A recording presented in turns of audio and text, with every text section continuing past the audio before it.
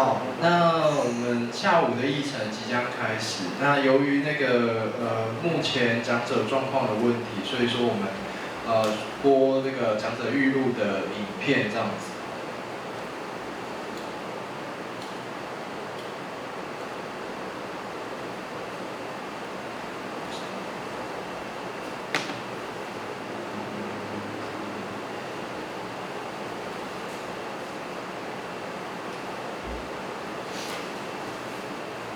Hello everyone, my name is Gajendra Deshpande.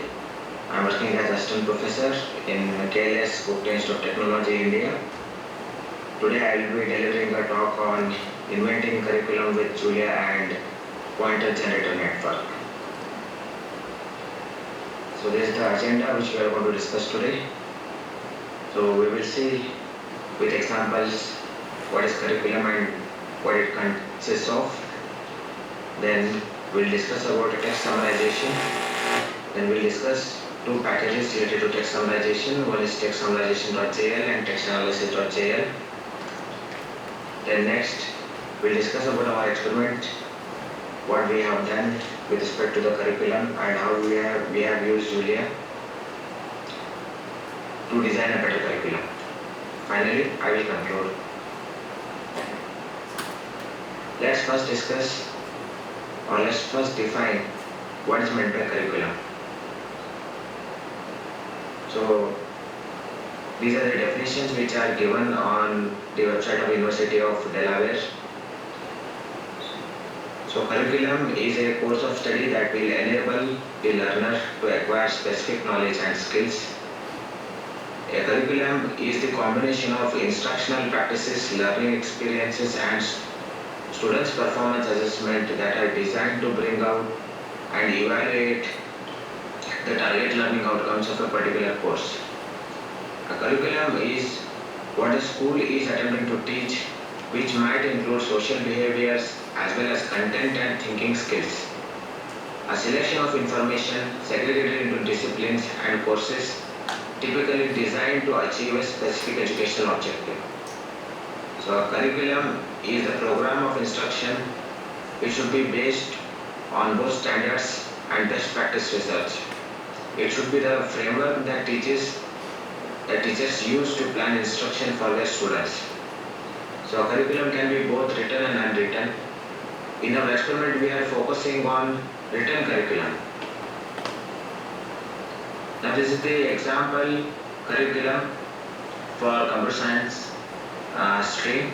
So this standard curriculum is defined by AICTE, that is All India Council for Technical Education, which is the standard body which defines curriculum for engineering and diploma students in India. So if you look at the sample curriculum here, it consists of several components. So here not only technical subjects are included, but also non-technical subjects like humanities, social science, and also basic science courses are included. And there are some courses, for example, project work, seminar, and internship in industry or some other components have been included and they have been assigned a credit. Now this is the example syllabus for web programming subject. Now if you have a look at this subject, there are some common terms you will find.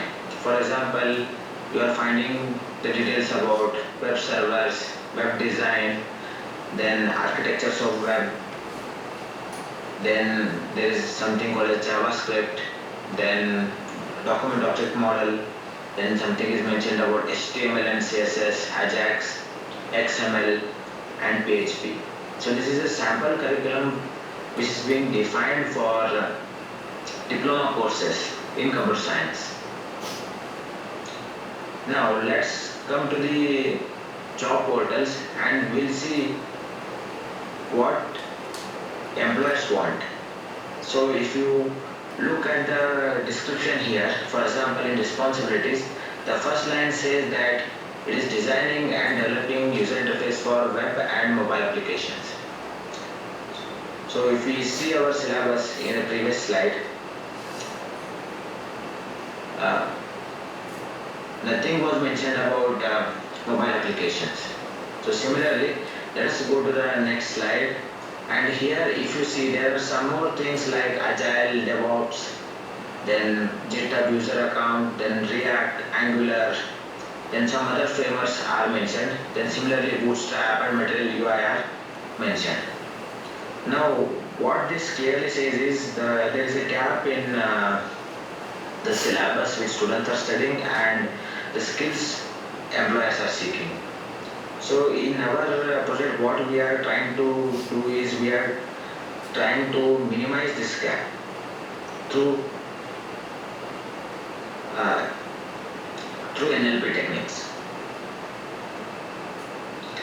So how we have achieved is we have used text summarization techniques. So let's define text summarization. So text summarization is nothing but shortening long pieces of text by applying the computational methods.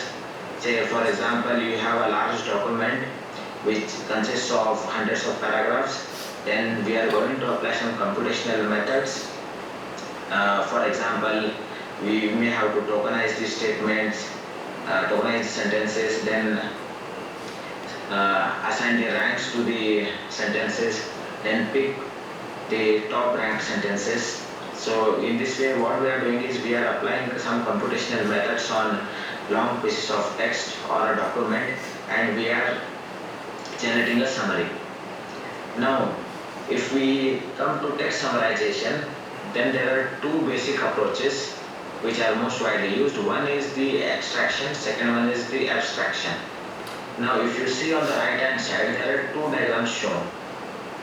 On the top, the diagram shows how extractive summarization technique works. So how it works is we have a text which consists of n sentences. So those n may be 100,000, any number. Then you are going to apply extractive summarization technique. Now, after applying extractive summarization technique, it is going to pick few sentences from these n sentences. Then below there is one more diagram which shows the working of abstractive summarization technique. So here what happens is, again you have the same source document which has a n sentences. Now on these n sentences you are going to apply abstraction technique. Now here, instead of picking some sentences from the existing n sentences, it is going to generate new sentences. So it is not going to pick some sentences from first n sentences. Instead, it will generate new sentences. So both of these approaches have their own advantages and disadvantages. For example, extractive technique has the advantage that it's fast and it can give you quick results, but it is not going to give you the more intuitive results. Whereas if you consider abstraction technique, it's going to give you more realistic results, but it is very hard to implement. Now there is a in-between way where we can use the advantages of both extractive summarization technique and abstractive summarization technique. So we can combine both and we can design a new technique, and that new technique is nothing but pointer generator network. So what this pointer generator network does is it extracts the keywords from the text using extractive summarization technique. Then there is a database where you can pick the words, pick the right words or right combination of words to generate new sentences which can be clubbed with the pointers. So basically pointer is nothing but which extracts these keywords and generator generates the new keywords from the dataset, and together these are combined to generate a new summary. So this is how pointer generator network works. So I have just given you a very simple introduction to pointer generator network, but there are lots of good papers where you can read those papers and try to understand the technical details behind how it works. Now what we have done in our experiment is, so in the first step we have created the dataset of job postings. So to create the dataset of job postings, we have visited sites like Stack Overflow, then Indeed, then LinkedIn. So from those sites, job postings were copied and they were pasted into the dataset.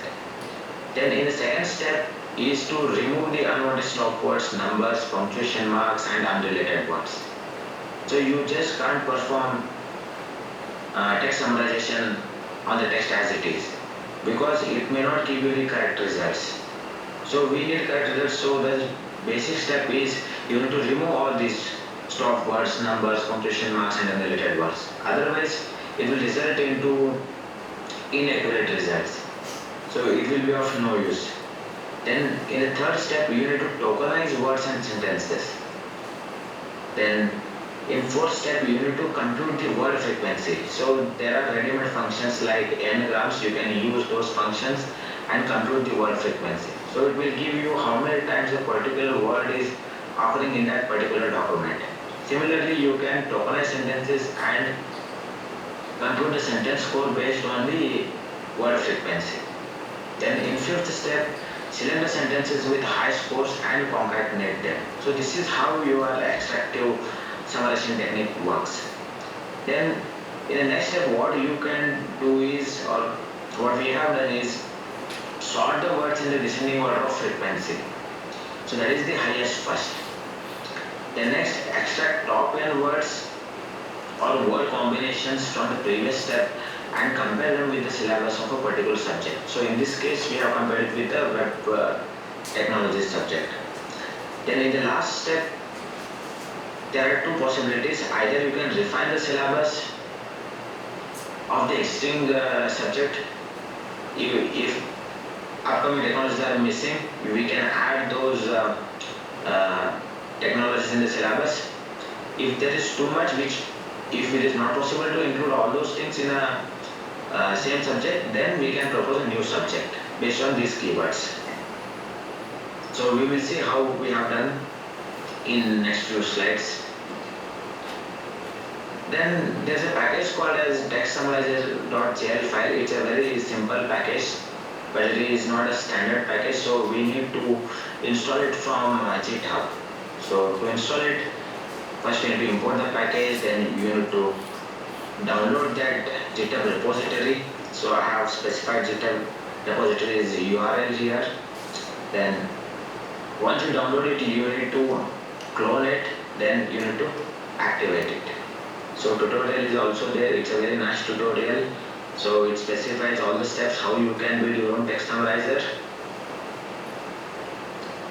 Yeah. So this is an example how we can use text summarizer package and generate the summary.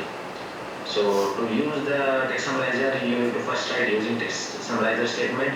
Then use a string called as docx, where you can store some job postings. So you can see here the requirements are mentioned, like responsibilities, qualifications, right? Then skills are mentioned. Then after that, this text summarizer package has a method called as text_summarizer. So you can pass docx string as a parameter.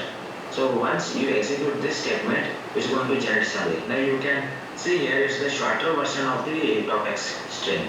And start comparing the statements here. So if you compare the statements, first two statements in docx are different, first few statements in output are different. And if you observe the first few statements in the output, you can see here it has clearly extracted the skills. Okay, so you can see the keywords like HTML, CSS, Bootstrap, PHP, jQuery, WordPress, C, continuous integration, etc., etc. So that means what? If you compare this output with the syllabus, so syllabus clearly lacks some keywords like Bootstrap, then there is something called jQuery, right? WordPress, and so on. So this output clearly gives the indication that there is a mismatch between the syllabus framed and job requirements by the employer. So we can now refine our syllabus to add these concepts, to add these technologies. So it helps us to reduce the gap between syllabus and the employer's requirements. The next, there is a package called as TextAnalysis.jl file. So again, you can add these two packages, text analysis and word tokenizers. So using keywords, you can import these packages and start using their functionalities. So links are specified here in this slide, so you can visit these slides. And these are very nice tutorials. It will help you to generate or perform text analysis on your own text. So this is how we have built our project. Now say for example, in first few lines we have imported the required packages. Then we have defined a file called as dataset.txt file where we have stored all the job postings.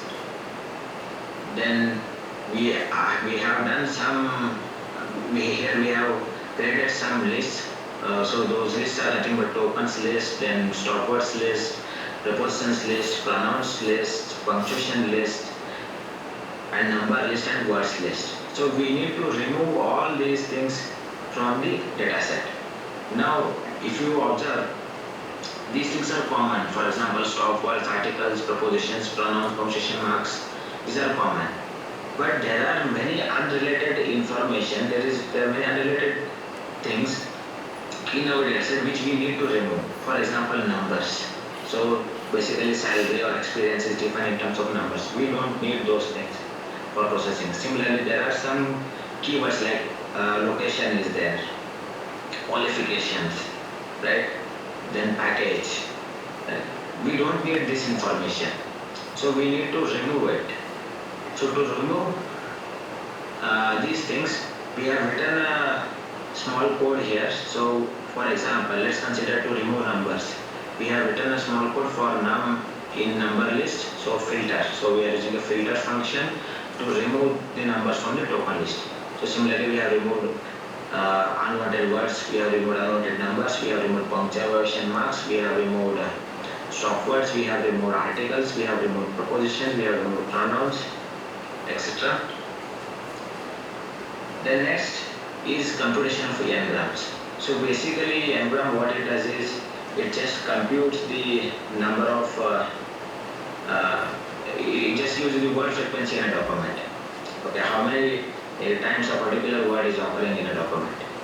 So if you observe here, there are three variables which we have defined: ngd1, ngd2 and ngd3. The first statement, what it does is it just gives the frequency of a single word. Then ngd2, what it does is it gives you the frequency of two words in combination. Similarly, ngd3, it will give you the frequency of three words in combination. Okay. Yeah. So what we have done is, if we see the syllabus, we don't need n-grams actually. We can actually restrict the n value of grams or n value of n-grams up to certain value, say maybe 3, 4 or maximum 5. So that will do our job. Now once you compute the n-grams, it will give you the word frequency, but it is not in a sorted manner. So actually what we want is, we want them in descending order. So to get the descending order dictionary, so you need to make use of these two functions, sort and collect. Then you need to set the option RAB is equal to true. So what it will do is, it will sort the dictionary in reverse order. And note here that we need to sort the dictionary by value, not by key. So this code does exactly that. Now when we run this program, you can see there are two sections. The first section shows the word frequency of single words. Then the second section shows the output of bigrams, that is the word frequency of two words. Now if you see here, it is sorted in descending order. Now there are many keywords and you will find their corresponding counts. For example, HTML is 7, web is 5, WordPress is 4, okay, so Bootstrap is 3 and so on. So what we can do now is we can extract only top n values and their keys and compare it with the syllabus. And if some keywords are missing, then we can either refine the syllabus, or if more keywords are missing, then we can propose a new subject. In the second part, you can see here is the output of diagram. That means word frequency of two words in combination. Now, if you observe this output clearly, then you will find that web and mobile are combined. Then HTML and CSS are combined. Okay, and in some cases HTML, PHP and CSS are combined. So that clearly gives the information that what kind of skills are required by the industry in combination. So we just can't rely on single results of single words. We also need to explore the result of multiple words. So the source code is hosted on below mentioned GitHub URL, and also this project this project will be hosted on this particular URL, and we are still working and exploring more complex algorithms, say for example applying deep learning techniques for pointer generator network. So here when we extract only top 10 keywords or top 10 bigrams, we are actually working with the pointers. Okay, and when we take these keywords and when we take one more set of standard keywords from the domain, and when we combine and when we perform NVM analysis, actually it generates the new keyword set. So that's how pointer generator network works. So to conclude, to achieve the better results using natural language processing, so one of the important factor is pre-processing of document. So if you don't pre-process it properly, you won't get the accurate results. So to get the proper results, you need to perform pre-processing. So do as much as possible pre-processing.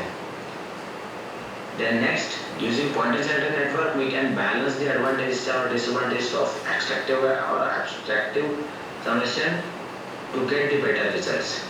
Then need to experiment with the non-professional courses. For example, there are courses like arts or commerce or finance. We need to check those courses and see how it's going to perform. And we also need to explore the possibility of performing NLP or text summarization on languages other than English. Say for example, languages such as Indic languages, for example Kannada or Hindi or Marathi or some other languages. Thank you.